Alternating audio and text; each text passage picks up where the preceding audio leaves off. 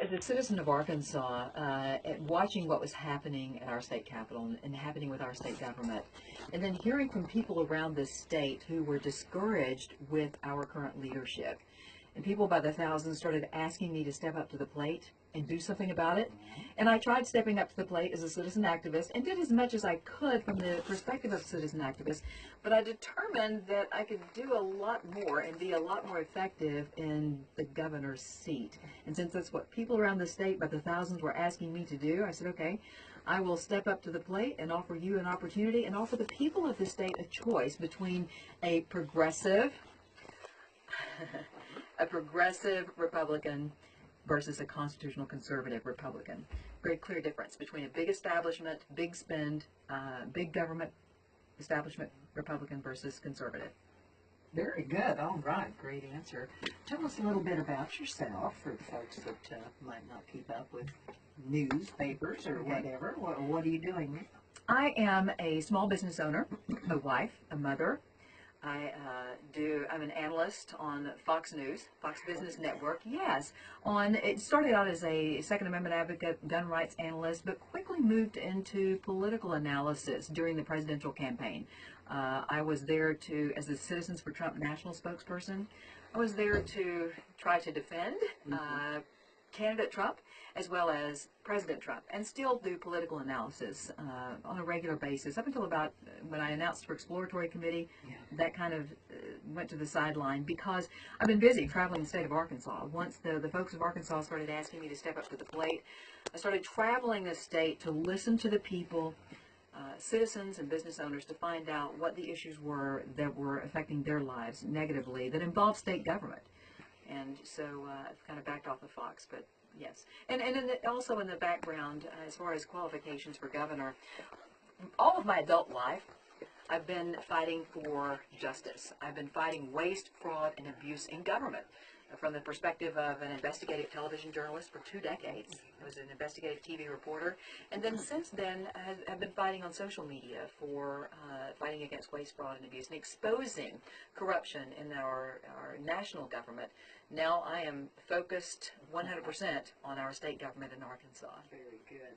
What would be some of your, excuse me, what would be some of your priorities as governor, Jan? You know, it's not my priorities. Okay. It's the priorities of the people who have asked me to step up to the plate. And here are the things that, in the 6 months that we've traveled the state, here are the things that people have told me are important to them, that are very concerning to them. Let's talk about taxes. The people of our state are heavily taxed. In fact, we are among the most heavily taxed citizenry in the United States. The tax burden on the people is outrageous, and it needs to be brought under control. And yet we are one of the poorest by income citizens and citizenry in the country. Our state government is using every taxing tool possible on the citizens, and there's no need in that. We need to look at ways to take the tax burden off the backs of the people, to lower the tax rate. We also need to cut spending. They're concerned about spending in our government. You look at our current leadership, our current governor, from the time he's taken office, he hasn't shrunk government, he's grown government. Just yesterday, he came out with his projections for his budget. It was a $172 million increase. Well, you know, the first year he took office, his projection was $133 million. Then it went up to the next year, $140 million. Then went up to $160, and now it's a $172 million increase. Republicans are supposed to be about shrinking government and cutting spending, and that's not what's happening, and people are concerned about that. Well, I think he campaigned on that. He did campaign on that, but what people are telling me, and the people that voted for him the first time around, who are upset with him right now. So, you know, the person who campaigned, that's not the same person who's been governing over our executive branch of government the past 3 years. Exactly. Jan, what do you think are some of the more pressing issues facing Arkansans right now? Is taxes one of them?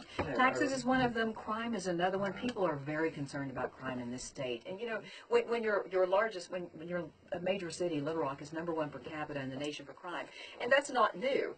It's been that way. And all of our law enforcement agencies around the state that we've been talking with have been concerned because they're being given they've got extra crime to deal with because of the drug problem and the gang problem, and yet they're understaffed.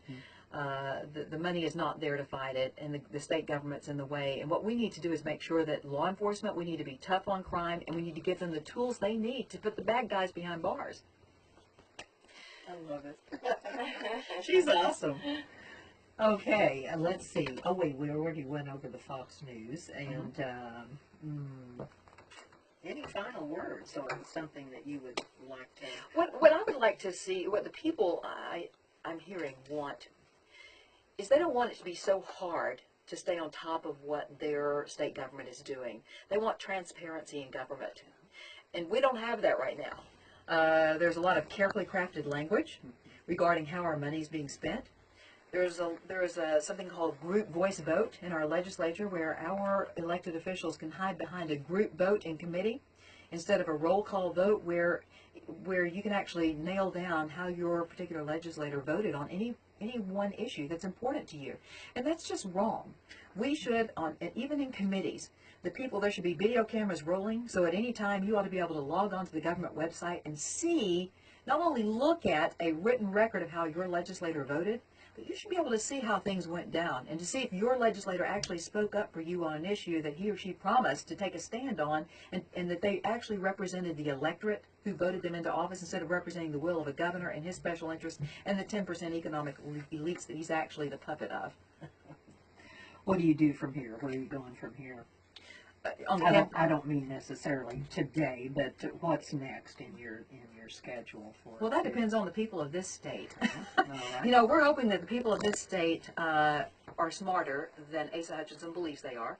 We hope that they actually look beyond the carefully crafted language that he puts out, and to look closely at what he is really very quickly moving back to the conservative narrative that he used during the last time he ran for election. He's moving back that direction, but what I want them to do is look beyond that, and don't take Jan Morgan's word for it. Actually look at the figures. Look at the actual numbers and see if he's been legislating, if he's actually been governing the way he is campaigning. And follow that up. And I hope that the people will give me a chance to represent them, and if they do give me a chance to be their governor, I'm going to restore the power back to the people of this state. And we're going to watch government shrink. We're going to watch taxes decrease. We're going to watch spending be cut. We're going to give law enforcement the tools they need to make some serious dents in the crime problem. And the people in this state are going to see more money and more freedom. We wish you the best of luck. Thank you so much for coming by KTHS and letting us know a little bit more about you, and good luck in it. Thank you.